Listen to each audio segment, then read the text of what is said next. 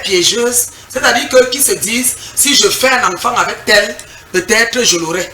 Alors que peut-être la personne ne lui a pas demandé l'enfant. Il y a des enfants qui sont arrivés accidentellement. Et puis je commence même à demander, moi je me dis, dans les normes, moi je crois qu'on juge les mères célibataires parce qu'elles ont commencé par la fin. C'est-à-dire que quand on parle du mariage, on parle des enfants. Quand on parle des enfants, les enfants viennent après le mariage. Les enfants, c'est après le mariage. Bon, donc quand quelqu'un vient te dire, pardon, fais-moi l'enfant, et que toi tu acceptes, tu es toi-même un problème.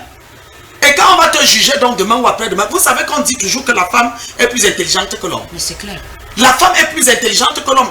On fait comment pour être berné au point où on va écouter celui qui est plus faible intellectuellement et puis même moralement, et ainsi de suite. On fait comment?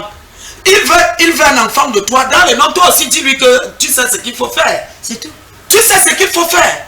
Et en plus, il y a un autre problème. Je crois qu'avant, quand quelqu'un faisait même un enfant, on appelle, disons ça au village, parce que c'est comme ça qu'on disait, quand tu faisais un enfant au village, l'enfant là revenait au garçon du village. Ça veut dire quoi? C'est-à-dire que tu fais un enfant, tu le donnes à ton frère. Parce que si tu ne peux même pas prendre l'enfant, si aller donner à son père, tu prends, tu donnes à ton frère et tu es tranquille. Donc personne même ne va dire que tu es mère célibataire.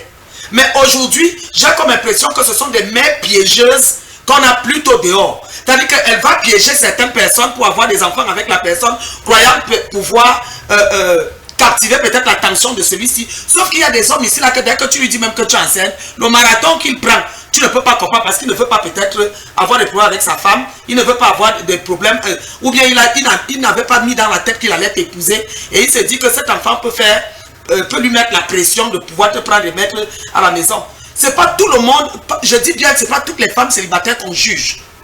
On ne peut pas juger une qui a été violée et qui s'est retrouvée enceinte, qui a décidé de garder le bébé. On ne peut pas juger celle-là. C'est clair. On ne peut pas juger une veuve. On ne peut pas juger peut-être, parce qu'il y en a aussi qui étaient peut-être... mariés avant de divorcer. Oui, voilà, mariés avant de divorcer. L'autre même que... C'est-à-dire que dès que le gars a vu qu'elle était enceinte, il a décidé de faire le mariage et puis le voilà qui meurt. Ça peut arriver. Ça arrive.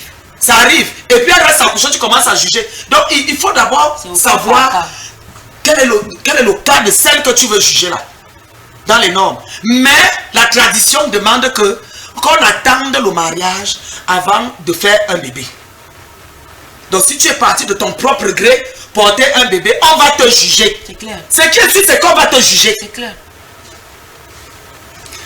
Alors, parfait bilan.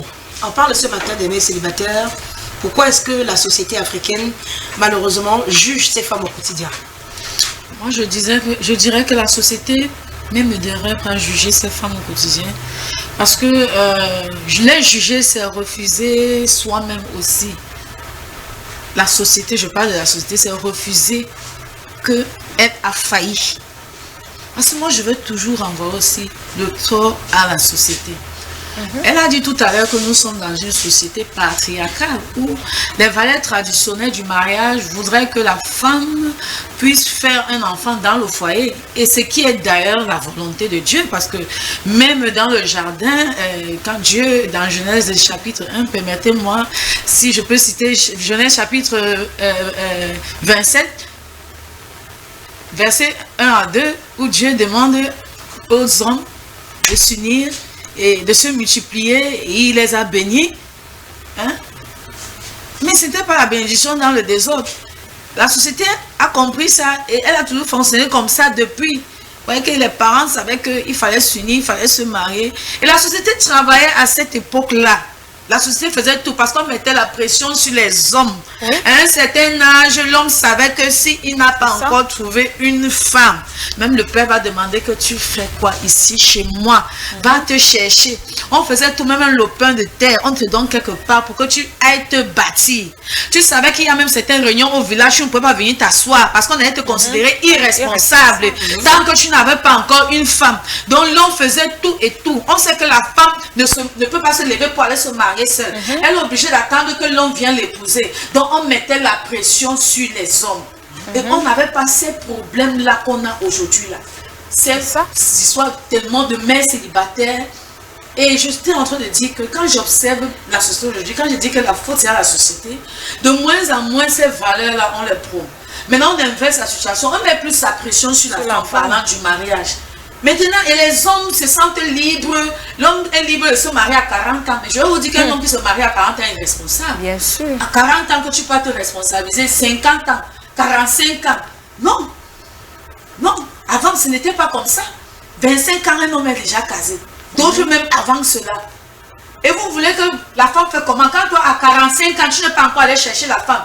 Elle fait comment? Entre-temps, tu as donné 5 enfants à 5 enfants. Pendant cet âge, tu es libre, voilà, d'aller avec qui tu veux, de te mouvoir comme tu veux, de faire les enfants aux filles. Non. C'est pour ça que je dis que la société, à ce niveau-là, ne soulève pas cette défaillance-là. Mais on met la pression sur la femme. On ne doit pas mettre la pression sur la femme. Et j'ai comme l'impression qu'on revient à la société juive aujourd'hui, dont on parle de la Bible. Vous vous rappelez de l'histoire de la femme adultère qu'on a attrapée et on voulait la lapider. On n'amène pas la personne avec qui elle a commis l'adultère jusqu'à Jésus a demandé que, bon, si parmi vous là, si quelqu'un n'a pas encore péché, qui lui jette la première pierre. Est-ce qu'elle était seule? Elle allait en adultère seule.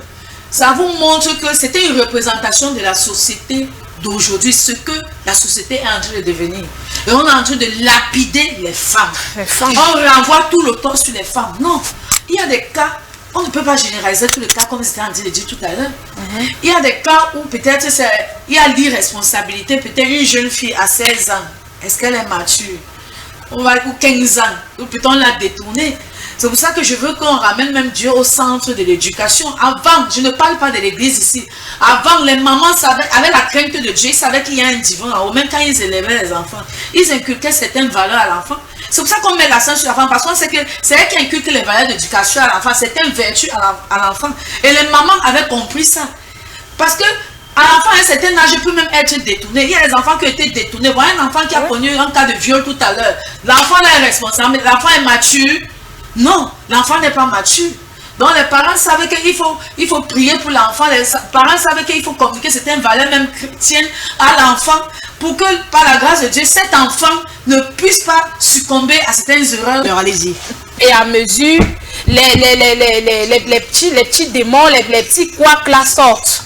Donc, qu'est-ce qu'il faut faire quand la relation ne donne plus? On se sépare simplement au lieu de se retrouver peut-être avec un taux de féminisme, de féminicide élevé comme ces derniers temps-ci. Moi, je me sépare de la personne et puis là, je deviens mère célibataire. Mais je rencontre quelqu'un qui, à première vue, il me semble très mature, je lui fais confiance. La question que je pose c'est, est-ce que nous devons vraiment, on doit vraiment se méfier de tous les hommes qui nous abordent? Est-ce qu'on doit se méfier? Parce que si on se méfie de tous les hommes qui nous abordent, on ne va pas, je sais pas, on va se retrouver avec des femmes qui ne sont plus prêtes à aller en mariage. Okay.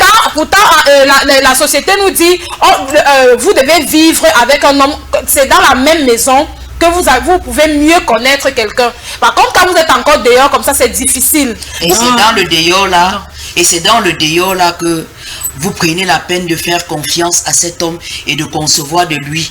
C'est ça le problème. Non, pas dans le dehors. Vous venez de dire quelque chose. Oui. J'ai fait une erreur. C'est fini. Ça veut dire que ça me donne encore le droit de faire confiance à une autre personne. Dans ce que vous êtes en train de dire, ça veut dire quoi? Parce que j'ai terminé avec l'autre, ça ne m'empêche pas de continuer avec un autre et d'ouvrir toujours mon cœur et de faire confiance. Sinon, on va se retrouver, c'est ce que vous avez dit, on va se retrouver avec des femmes qui ne sont pas prêtes. Excusez-moi. Si aujourd'hui, par exemple, vous déposez votre sac là-bas à l'entrée en revenant, vous trouvez qu'on a porté ce sac, est-ce que demain vous allez encore déposer ce sac et monter? Là, non, vous n'allez plus le faire. Ça veut dire qu'à partir d'une première erreur, on tire des leçons. On tire des leçons, on se dit, ok, qu'est-ce que je vais faire prochainement pour que ça n'arrive plus? Les erreurs sont là pour nous enseigner. Exact. Le premier mariage que j'ai eu m'a enseigné. Ça veut dire que la faute ne venait pas seulement de lui, ça venait aussi de moi. J'ai tiré la leçon. Quelle est la leçon que j'ai tirée par rapport à ça? Qu'est-ce que j'ai fait qui n'était pas bien et qu'est-ce qu'il a fait qui n'était pas bien? Qu'est-ce qui a fait en sorte que ça n'a pas marché? Ça veut dire qu'à partir de toutes nos erreurs, on tire des leçons. Alors, si on se retrouve avec des femmes qui se disent, parce que j'ai entendu certaines femmes dire que se retrouver même avec plusieurs enfants, ça fait qu'elle a plusieurs pensions alimentaires. N'oublions pas aussi ce côté-là. Oui, laissez-moi vous le dire. Vous n'allez pas dire que toutes les mères célibataires, je sais, vous n'allez pas dire que toutes les mères célibataires qui sont dehors, les papas ne s'en occupent pas. Non. Non. Le plus souvent, même les papas, certains papas s'en occupent, mais les mamans ne le disent pas. Il faut aussi qu'on précise ce côté-là. Les mamans ne le disent pas. Certaines femmes aussi préfèrent rester avec les enfants de leur côté. Pourquoi? Parce qu'elles se disent qu'en restant avec cet enfant, le père qui s'est remarié en venant là-bas va continuer à coucher avec elle. Il faut aussi qu'on précise ce côté-là. Il faudrait que la femme de nos jours commence à se poser des réelles questions. Qui suis-je dans la société? La femme, c'est la mère de l'humanité. Il faudrait qu'on se le dise. Ça veut dire que je suis la figure même. Je suis la figure même de cette nation. C'est-à-dire, sans mes entrailles, il n'y aurait pas de reproduction. Sans tes entrailles, il n'y aurait pas de reproduction. Sans les vôtres, ainsi de suite. C'est-à-dire, Dieu a permis que c'est par nous, que le peuple, que tout va se passer. Donc, si maintenant, là, je n'arrive pas à donner une bonne éducation à ma fille, de lui dire que voilà, ma fille, j'ai fauté à tel endroit. C'est pas parce que j'ai fauté comme ça que toi aussi tu vas le faire. Non, voici comment ça va fonctionner. Me battre pour donner une bonne éducation. Mais ce sont telles qu'on retrouve dans des groupes, je ne sais pas. Faut excuser, hein, parce que vous allez dire des choses, mais moi je dis, je suis dans le monde des femmes. C'est-à-dire, je les reçois à chaque fois et j'entends certaines femmes te dire que moi j'ai conçu de leur mari là parce que je voulais le garder. Et elle est déjà à 2 enfants, 2 pères. Je dis, je parle pas d'une femme, pas de 2, plusieurs femmes qui viennent avec des histoires qui m'exaspèrent. Juste parce qu'il me donnait beaucoup d'argent, je me disais que si j'ai l'enfant avec lui, chaque fois je devais continuer à recevoir. Malheureusement, quand elle a conçu, il a coupé. Il a coupé. Mais là c'est autre chose. Là c'est autre chose. On parle Pour des cette femme, non, vous n'allez pas généraliser, vous n'allez pas généraliser. Des femmes.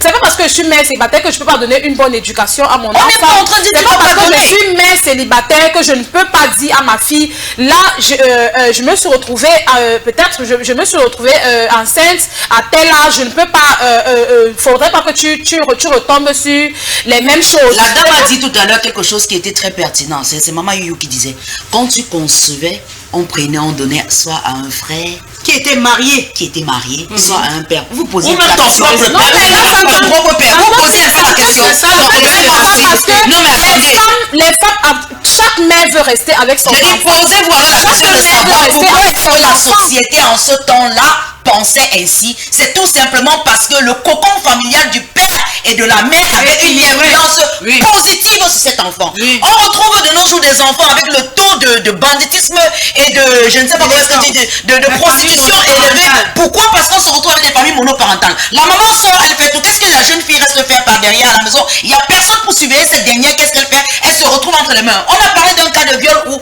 il y avait un répétiteur qui le faisait. La mère était à la maison? Non. Elle a laissé la dame, la petite, toute seule avec le répétiteur. Pourquoi? Parce que c'était une maman célibataire. Elle ne pouvait pas faire autrement. Mais la société dans le temps, ancestralement, avait pensé bien et avait dit ceci.